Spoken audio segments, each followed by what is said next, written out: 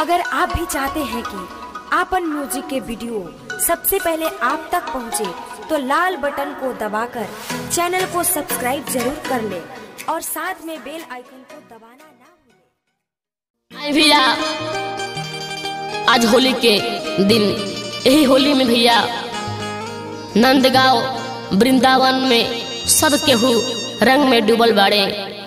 साथे मुरली मनोहर श्री कृष्ण भगवान और राधा जी होली खेल रहा बानी भैया। यही में एगो छोट भाव बाटे भैया, आई सुनी जा।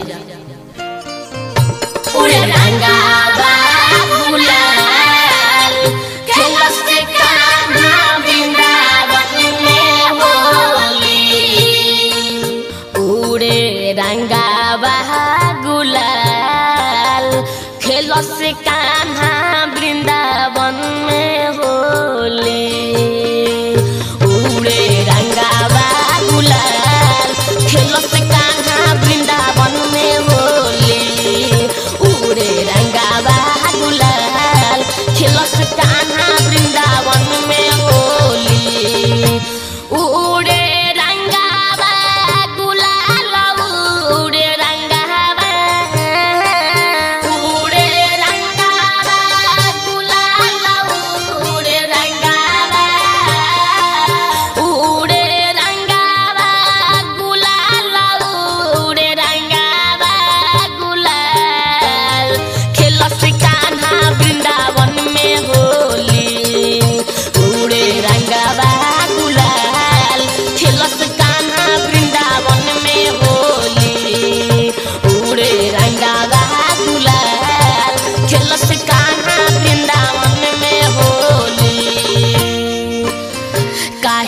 हमसे रुसल बारू राधा कुछ बोला, राधा कुछ बोला, सुना राधा कुछ बोला।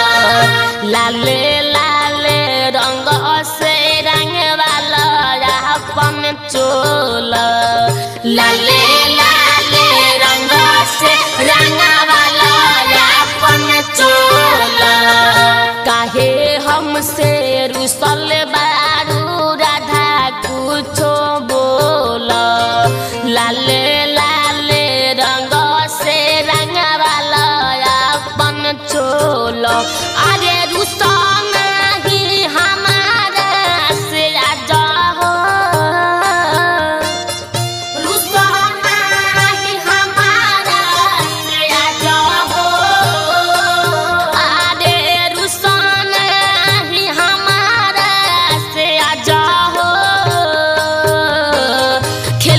कान्हा वृंदावन में होली, उड़े रंगावा गुलाल। खेलस कान्हा वृंदावन में होली, उड़े रंगावा गुलाल। खेलस कान्हा वृंदावन में होली। यमुना किनारे अइले कान्हा के टोली, कान्हा के टोली हो, कान्हा के टोली। मिली जुली सब केहू खेलता रे होली, खेलता रे होली हो, खेलता रे होली। यमुना किनारे रइले कान्हा के टोली, मिली जुली सब देख खेल तहारे होली। रंग में डूबल सन सारा हो, रंग में डूबल सन सारा हो। रंग में डूबल सन सारा हो।